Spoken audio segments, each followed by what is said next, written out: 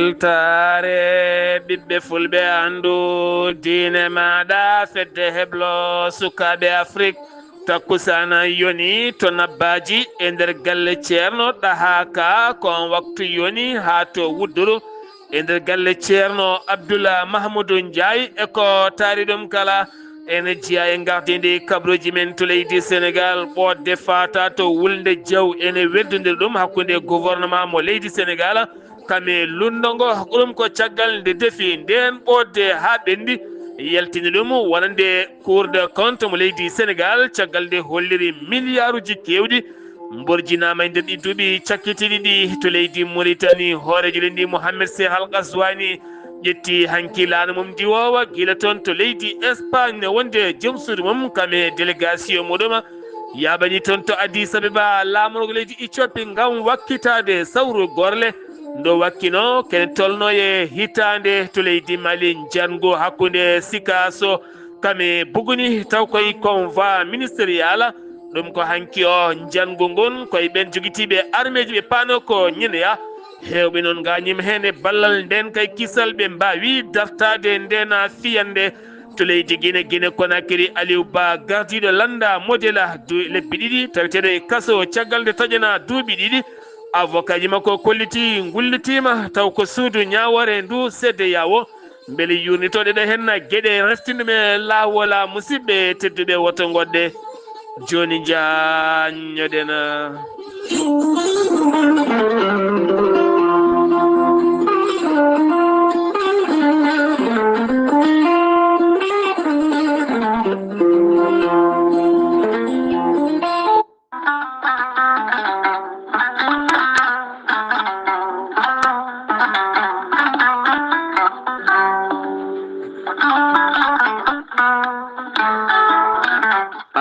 jambittowo ɓandu musoru ɓandu wuloru ɓandu jaaɗoru koyɗe musoje koppi musoji keceje museje joguiɗo AVC jogui kardiaga neɗɗo tuƴiɗo donkuɗo yaade jama e juma ni jokkoyde enɗam ni yaade haajuji mum goɗɗi kala ngam musalla e joguiɗo hémorroïde gonɗo nder e jalto bowal kala e ñabbuji goɗɗi cuuɗotoɗi e nder ɓalli yogay muɗum kala jokkodire gorel te joni mbiya alhamdulillah gorel te hewɓe jokkodiri e ngal ɗon gollorgal ɓe kolliti yogay ñabbuji ɗiɓe jambittanno oɗo saaha kamɓe kala ɓe jiitime hen koye mabɓe no feewi gorel te ko haako moƴƴo iwru ko to Corée du Nord ala rewam ala effet a wulnat tan ndiyam ma ha wula guitta ko jamireɗa mbaɗa hen aɗa yara aɗa yiito cellal ɓandu maɗa gorel te sa yiiɗi hebde hen ko laaɓi jahata koto site mabɓe internet a mbaɗa www.gorelte.com janggana hoore maɗa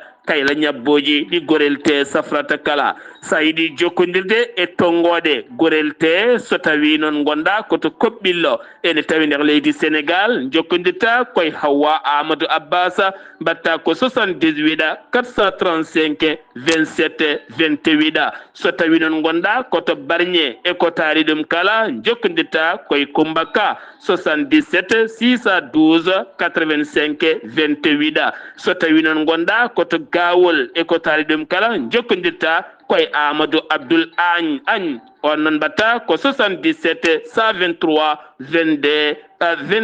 97 so tawi noon gonɗa koto Guédiawaye jokkodirta koye Amadou Abbas Ka mbatta ko 70 606 33 43 so tawi noon gonɗa koto Kermassar jokkodirta koye Mamoudou Gayda 77 542 50 84 so tawi noon gonɗa koto leydi France jokkodirta koye Harouna Gayda 06 50 99 64 43 musidɓe tedduɓe gorel te ko safara ɓolo tan ala rewam ala effet a yarat aɗa yiito cellal ɓandu maɗa mbadden dando faade ittude ɗeɗo henna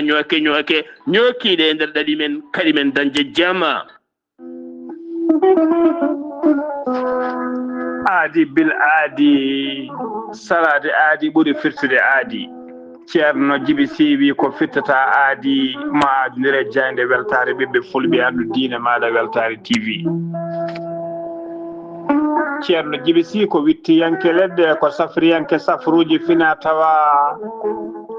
ceerno Djiby Sy ko jaatindo balawal e donowal kala ceerno Djiby Sy ko laabɗo reedu malaɗo woni newiɗo sanne sanne ceerno Djiby Sy ne safar rafiji kewji ɗi jiiɗa cirol wonduɓe kista wonduɓe fibrom dogam sita rewɓe ɗon koɓe sowade rewɓe dartoraɓe kala ceerno Djiby Sy ne yawra ɓeena worɓe ma rewɓe wonduɓe worɓe wonduɓe debbo seydane ma rewɓe wonduɓe gorko seydane kala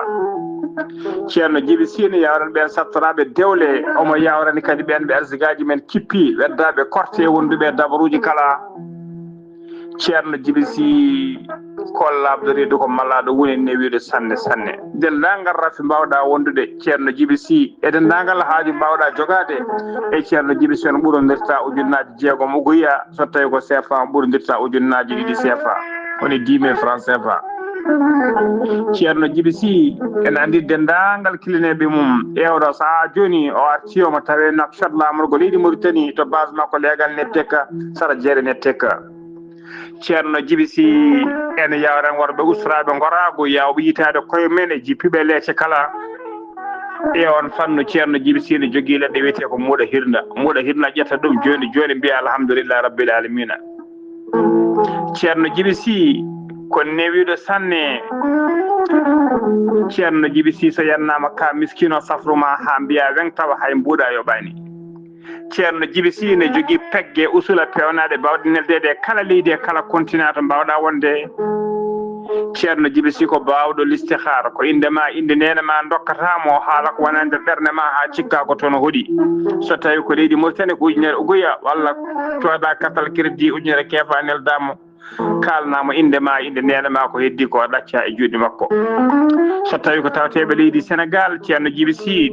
listikara waɗirta ko temedde ɗiɗi CFA woni 1000 francs CFA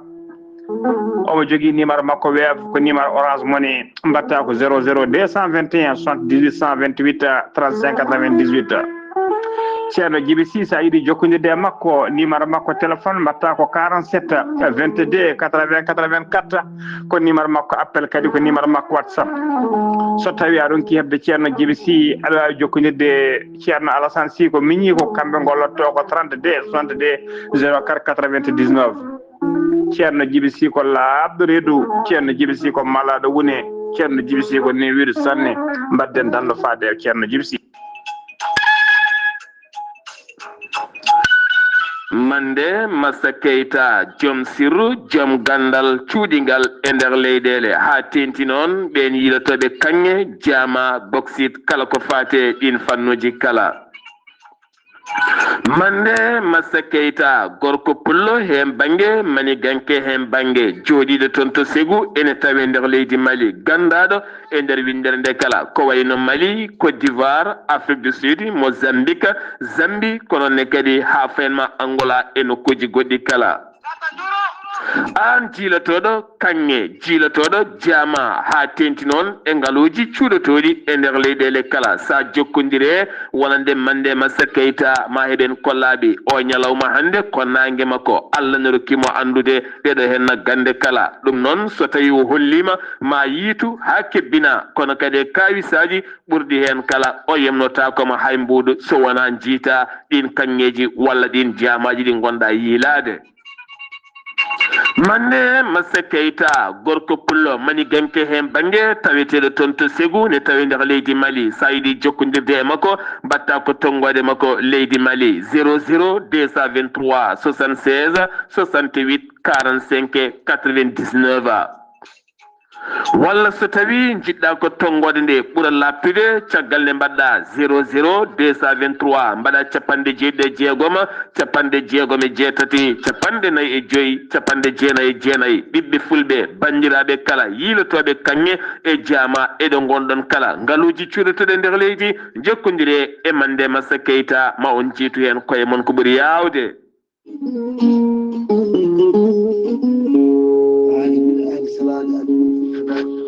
salade aadi ɓuuri firtude aadi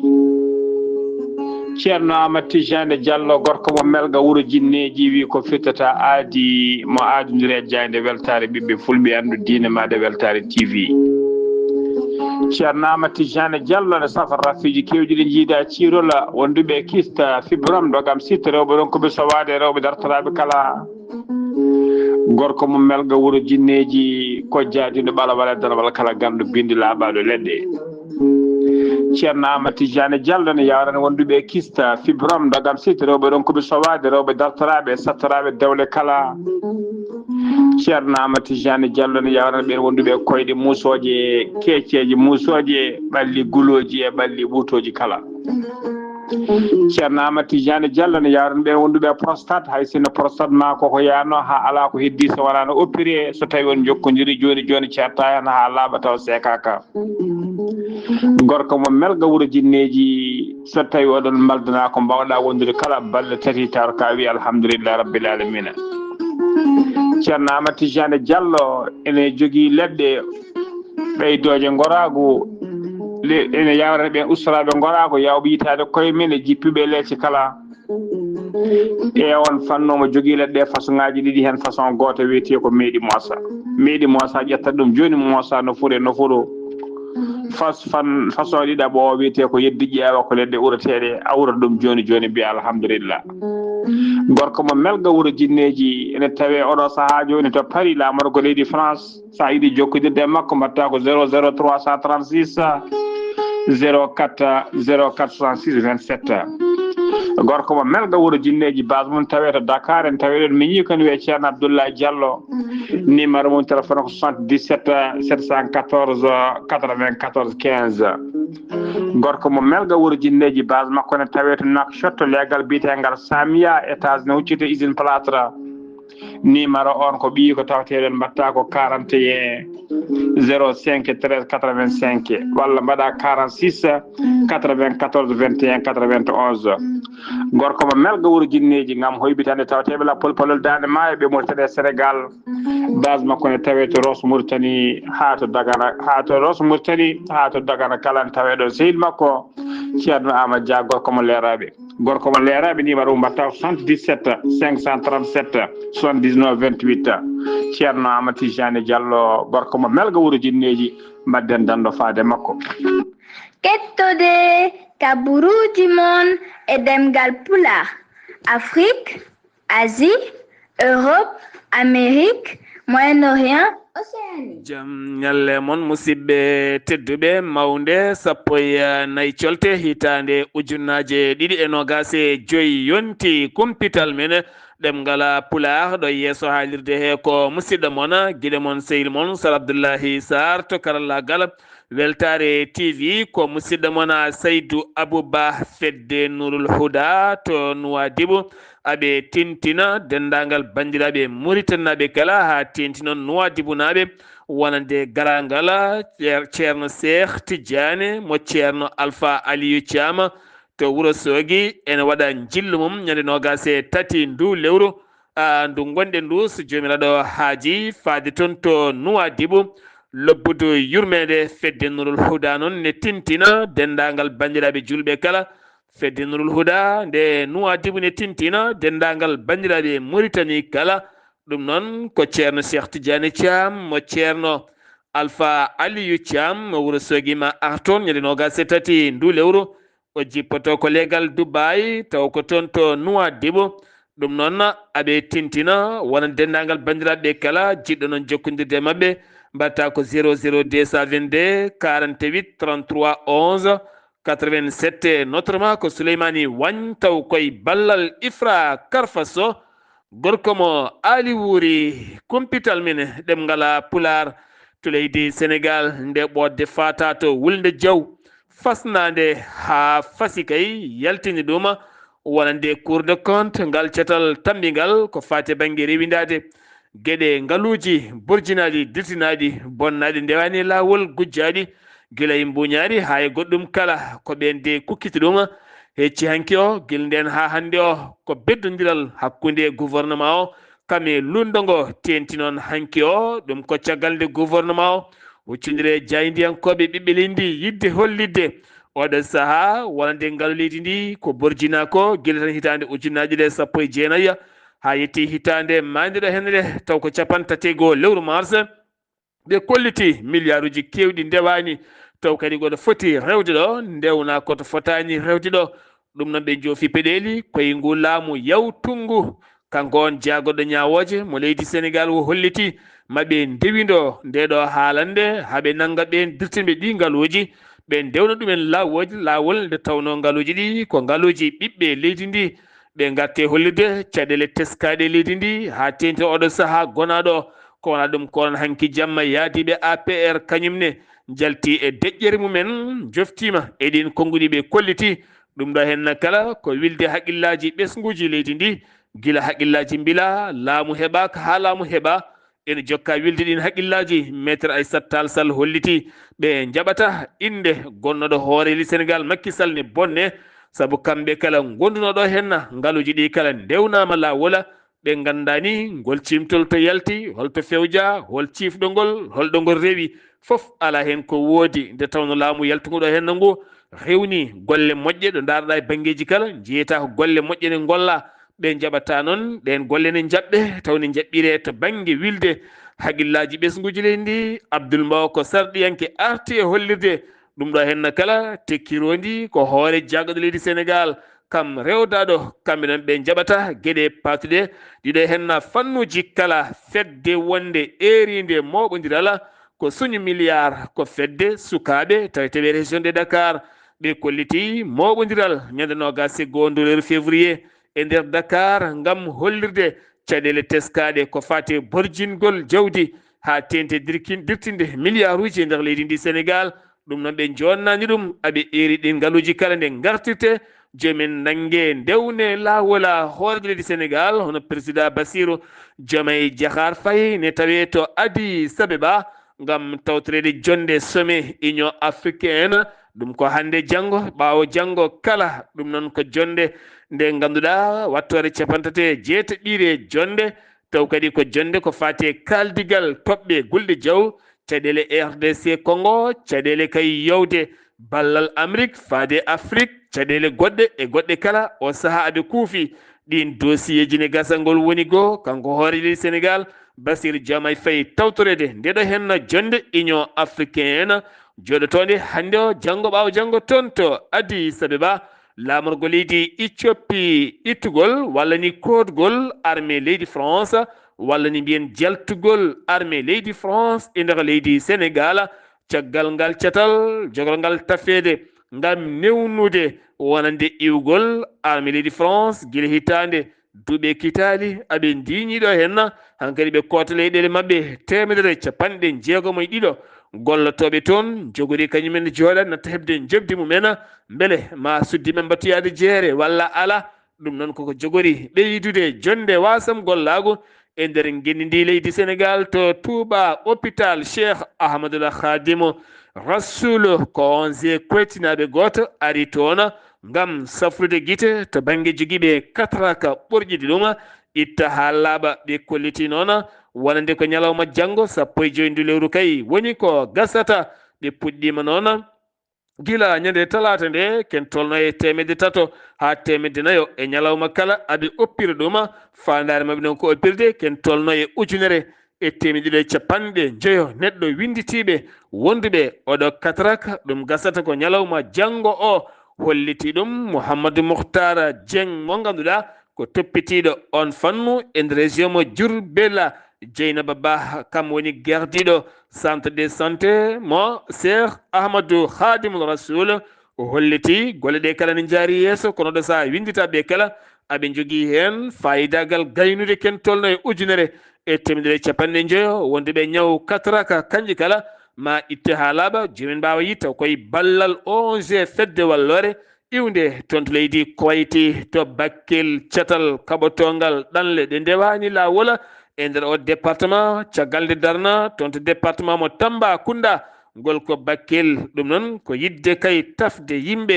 rendinoɓe yimɓe ngam haaldude mumen jertindeɓe ɗe ɗanle ɗe ndewani lawol wi noon ko Modou Diagne on woni kolaɗo kuuɓal ngal catal ɓattitade ɓesguji ɗi e wadde peeje kala haaji men daña ɗum dilli taw kadi wona ene jahane kalkoyo e ɗe ceene ɗe maaje kala e tawtorede préfet mo Bakel woni Daouda Sena kame khalifaɓe diine aada eɗin fannuji kala teskama mbiɗen kala ñalawma garɗo wonande accident ji ne teska e nder boli dakar to Kaulaka commune nokkubiren Jamfante ene sara wuro wiyetengo Touba Sakhoje to non ko oto goto giwɗo leydi Gambi nokku biyeteɗo Séré Kunda kam yani ha tarli neɗɗo goto wasen fittano moma ɗum ko hanki o sanga juulal takkusana waɗi noon gañiɓe hewɓe henne tawe to hôpital Alhaji Ibrahima Niassa taw kadi ko toon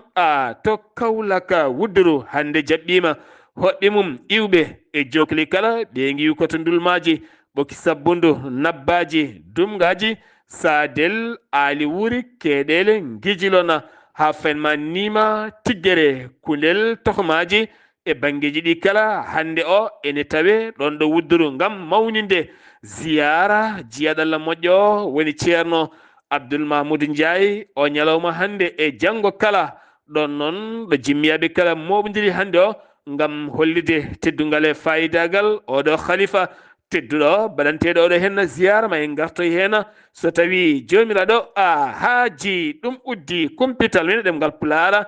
gendi leydi Sénégal paaɗen koto leydi Mauritanie to leydi Mauritanie sandikaji heedanɓe janguinoɓe jangde lesre hanki moɓodiri e yeeso ñiɓirde jagoɗo jangde o ɓe kolliti mette mabɓe no fewi Fatim Metto Khattari woni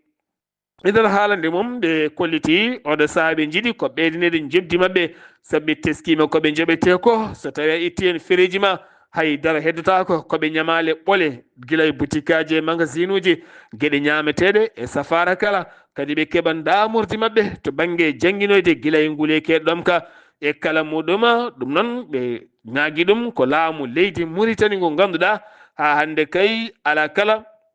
ko arte oɗon sifa ɓe kolliti noon maɓe jokku hofgo mabɓe juuɗe catal toppitingala hajjiyankoɓe leydi Mauritanie taw ko jagoɗo diine leydi ndi o holliti binditagol ko fati banggue yaade toon to Makkatul Mukarrama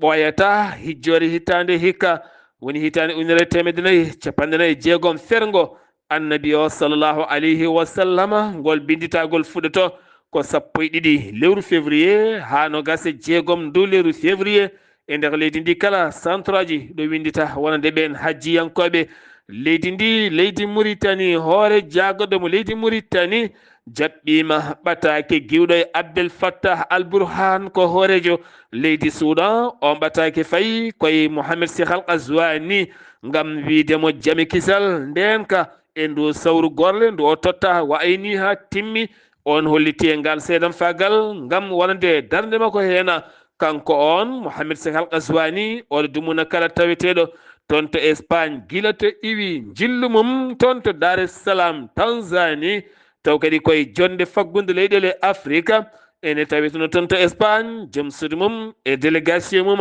ƴetti laaɗa ndiwo payi toon to Addis Abeba ngam heɓanade jonde 37 jonde 8 jonde sommet Union africaine jogoɗo fuɗɗade hande janggo ha e ɓaawo janggo kala siftinde mon kanko hoorejo leydi Mauritanie wonno gardiɗo Union africaine ɗum ko caggal toɓɓe gulɗe jaw ɗe o yahanno jamma ñalawma ko ɗoɗo hen saaha holmo tottita ngolɗon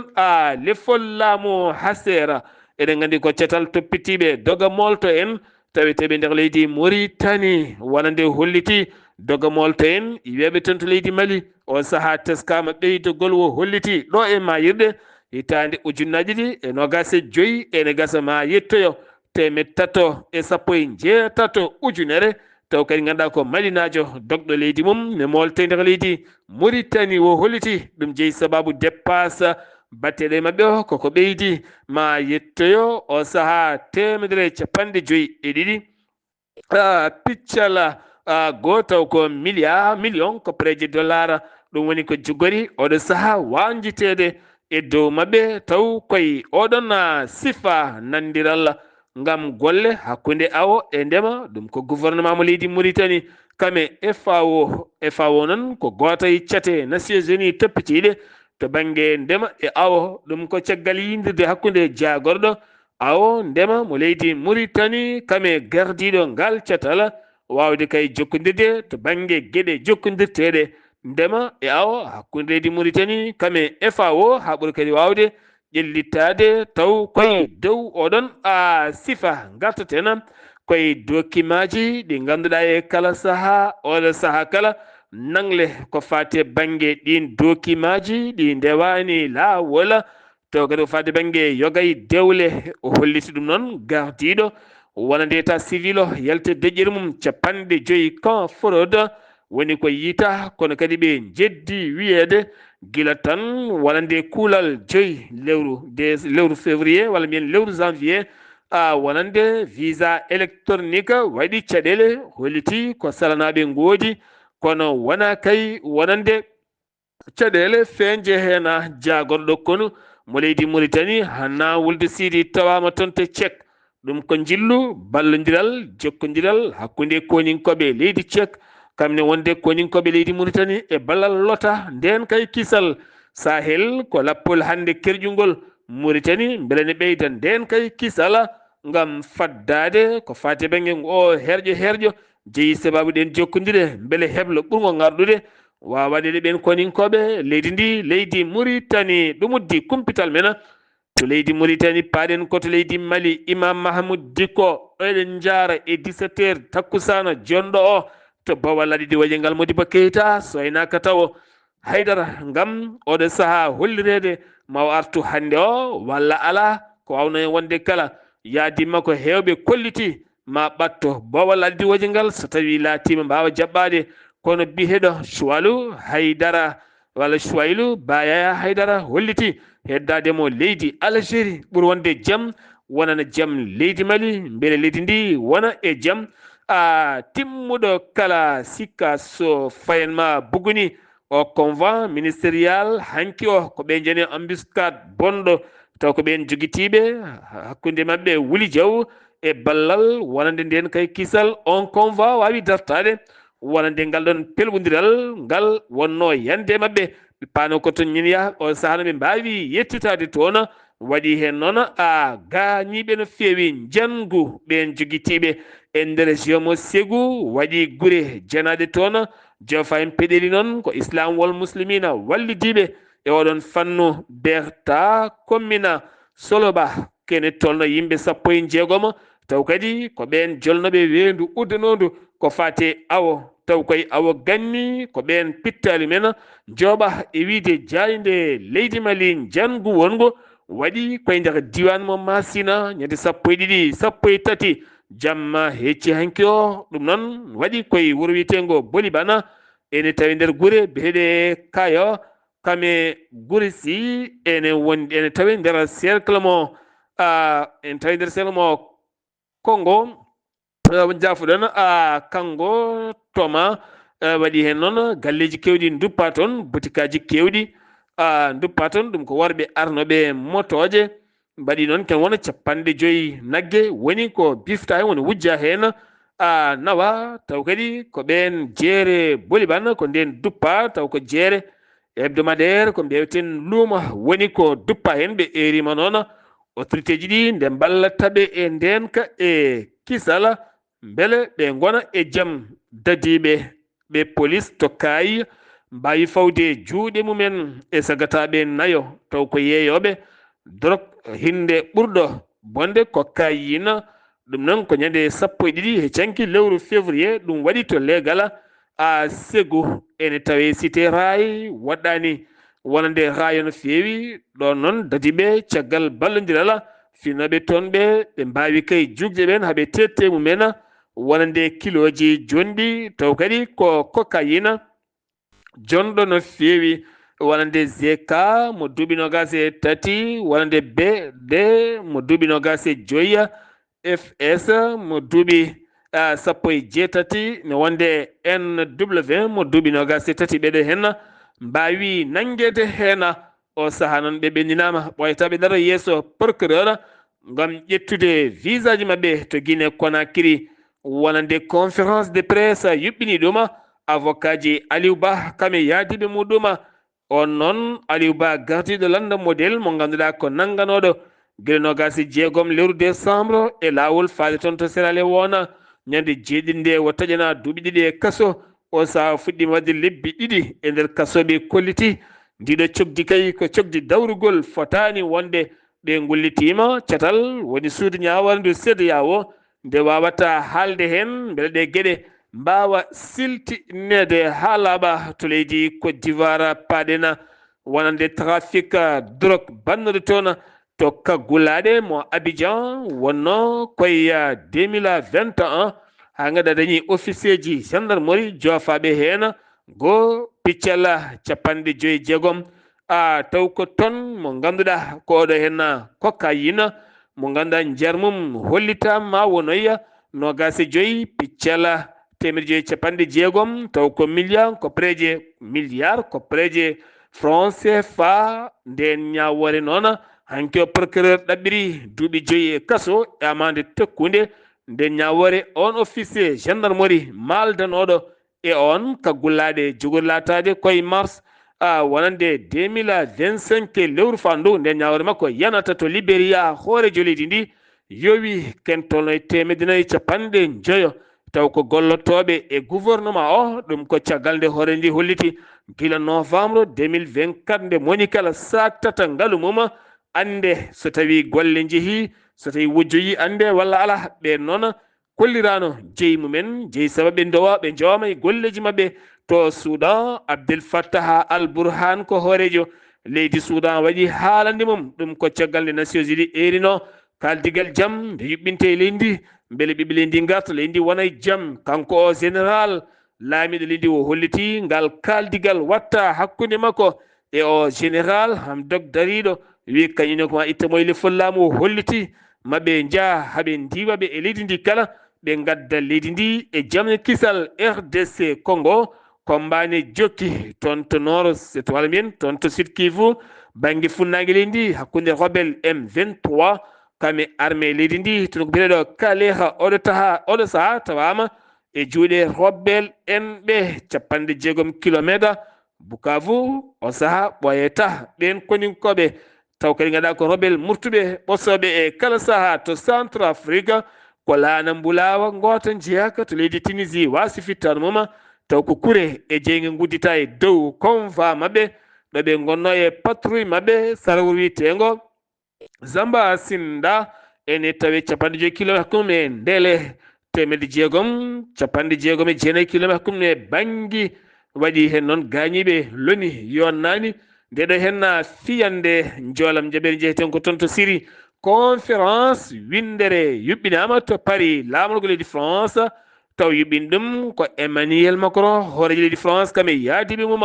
e tawtorede jaagoɗo affaire étrangére mo leydi Syrie ɗum noon on conférence fahati koye heɓɓitade Syrie e mahatade ɗum kono kadi ɓe erima wonande oɗo saaha nde hoorejo leydi Syrie keso o umminta haare faade Daesh tawiteɓe nder leydi ndi taw koye oɗon conférence go ɗum woni caggal ittugol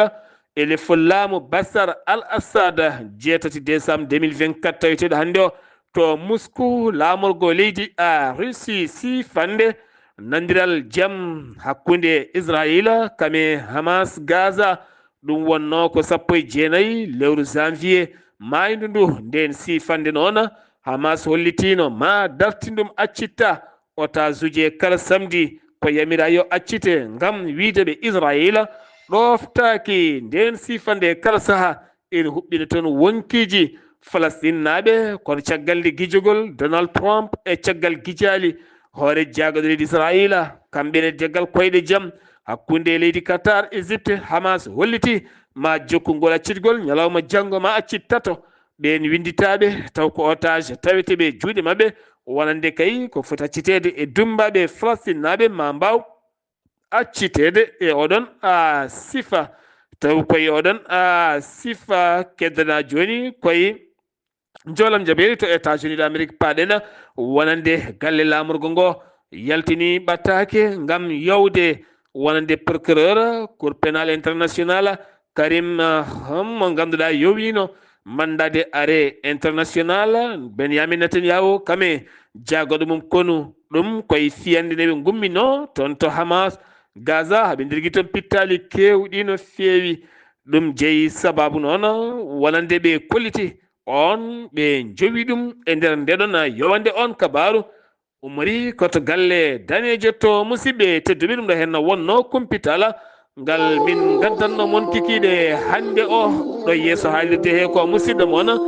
guiɗo moon sehili moon Sar Abdoullahi Sarr to karallagal Weltare TV ko Saydou Abouba so haaji jomiraɗo ala ko faddi ma on ketto musidɗo moon Haali Abouba ketkimalaki jaam yo jaam Allah o hiranena